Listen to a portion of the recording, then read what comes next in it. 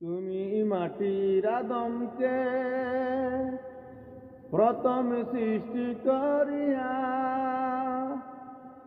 ঘোষণা করিয়া দিলে শ্রেষ্ঠ বলিয়া। তুমি মাটির আদমকে প্রথম সৃষ্টি করিয়া